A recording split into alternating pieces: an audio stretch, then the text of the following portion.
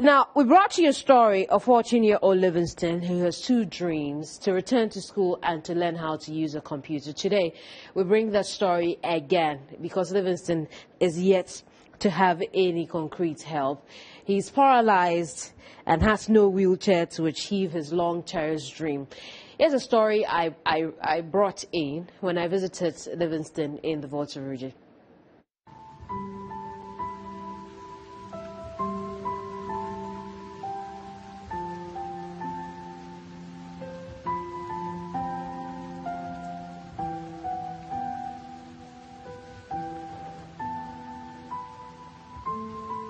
Livingstone is 14 years.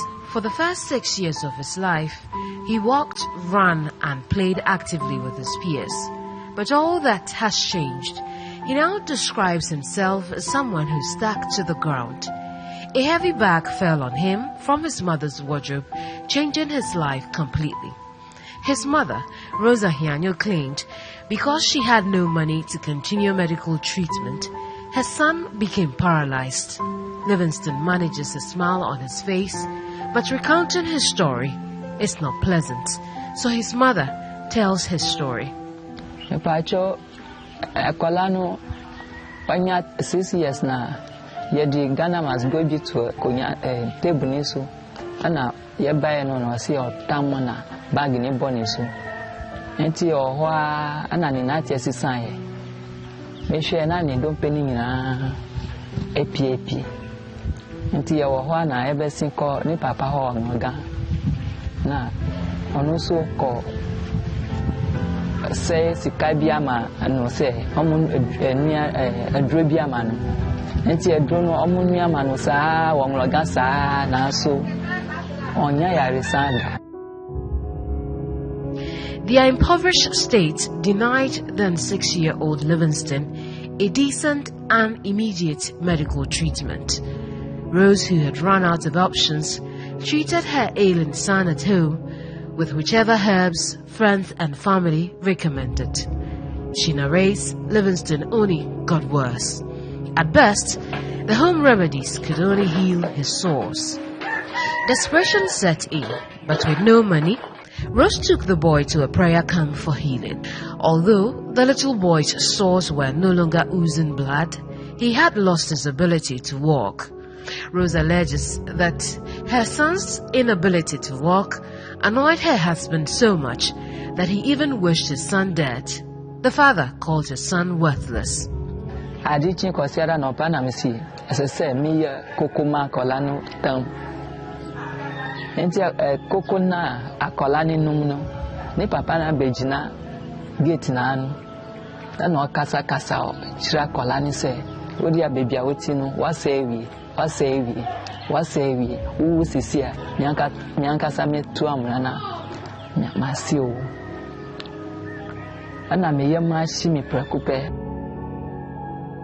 Afraid her husband will carry out his threats, Rose fled her matrimonial home in Angloga, not knowing her fate. She found solace in another prayer camp in Ho, a 3-hour drive from her home. She has vowed never to allow the father see his son again.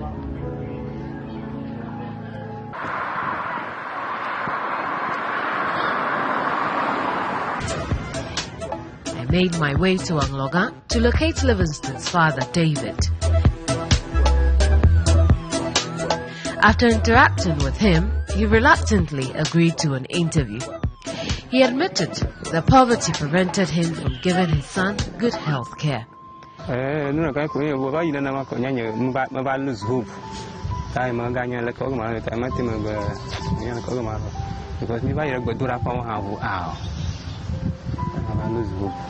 Maybe you felt that your son was suffering and that you wish it would all end for him.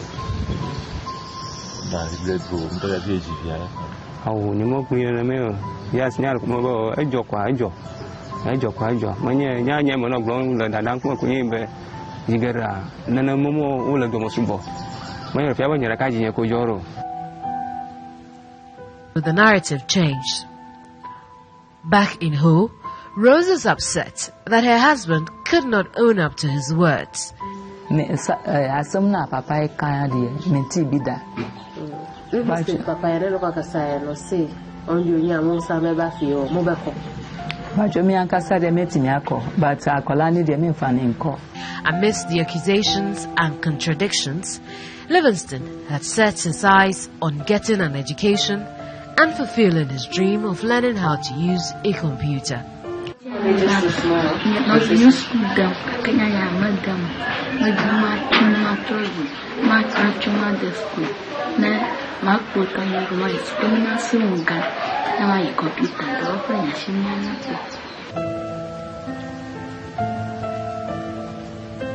He seems to have accepted his fate, but does not want to miss out on education, so he would need help with a wheelchair and extra support to have an education. Many children with special needs have stories of their own struggles to fit in. Livingstone, for instance, recounts stories of loneliness and how his younger sister who helps him around is his only friend. Until he receives help, his future will remain hazy, and that cherished dream of using a computer perpetually a dream. Keminni Amanor for GH1 News.